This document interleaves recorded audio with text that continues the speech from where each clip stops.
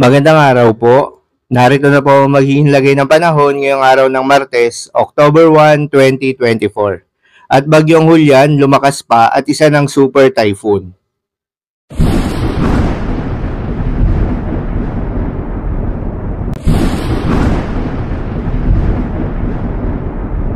Sa kasalukuyan na tayon sa pag-asa, si bagyong Hulyan nga ay lumakas pa at isa na ngayong super typhoon. Huli nga itong namata ng pag-asa sa layong 235 kilometers west ng Idbay at Batanes. Sa ngayon ay nasa labas na nga ng Philippine Area of Responsibility itong si bagyong Hulyan, ngunit asahan na papasok ulit ito ng Philippine Area of Responsibility. Taglay nito ang lakas ng hangin na umaabot sa 195 kilometers per hour malapit sa gitna at pagbugso na umaabot sa 240 kilometers per hour. Kumikilos ito ng mabagal pa westward. Sa ngayon nga ay may nakataas pa rin tayong tropical cyclone wind signal number 2 sa may Batanes, Babuyan Islands, northern portion of Ilocos Norte at northwestern portion ng mainland Cagayan. Habang tropical cyclone wind signal number naman sa may nalalabing bahagi ng Ilocos Norte, Ilocos Sur, La Union, Pangasinan, Apayao, Kalinga, Abra, Mountain Province, Ifugao, Benguet, nalalabing bahagi ng mainland Cagayan, Isabela, Quirino, Nueva Vizcaya, northern portion of Aurora at northern portion of Nueva Ecija.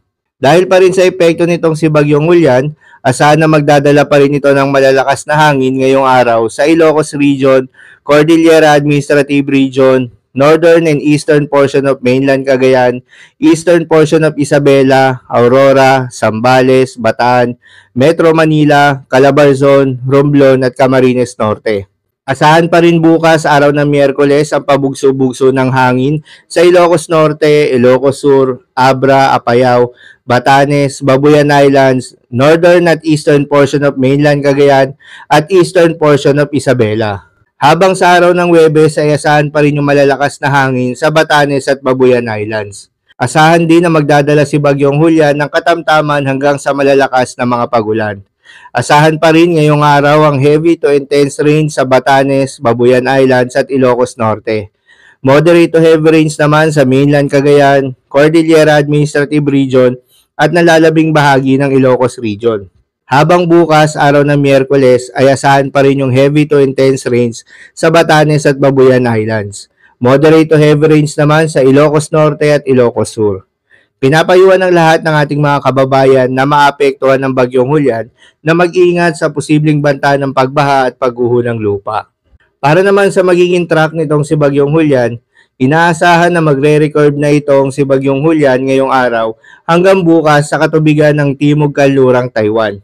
At inaasahan magla-landfall sa southwestern Taiwan ngayong Miyerkules ng umaga o hapon. Inaasahan itong daanan ng kalupaan ng Taiwan bago ito bumalik muli sa katubigan ng silangan ng Taiwan sa Miyerkules ng gabi o Huwebes ng umaga. Pagkatapos nito ay inaasahang bibilis ang pagkilos nito sa direksyon na north-northwestward patungong East China Sea. Inaasahan namang lalabas ito ng Philippine Area of Responsibility ngayong Huwebes ng umaga o hapon. Paalala lamang po na ang mga nasabing forecast ay posible pa pong magbago. Kaya naman patuloy lamang magantabay sa mga update na ating ilalabas at ng pag-asa. Paalala lamang po na ang mga nasabing forecast ay posible pa pong magbago. Kaya naman patuloy lamang magantabay sa mga update na ating ilalabas at ng pag-asa. Para naman sa magiging lagay ng mga dagat baybayin, ayon sa pag-asa ay may nakataas pa rin na gale warning sa mga seaboards ng Batanes, Cagayan, kabilang na ang Babuyan Islands, Ilocos Norte at Ilocos Sur. Payo ng pag-asa ay huwag munang pumalaot yung mga kababayan nating mangingisda at yung may mga maliliit na sasakyang pandagat sa mga nasabing seaboards dahil inaasahan yung maalon hanggang sa napakaalon na karagatan.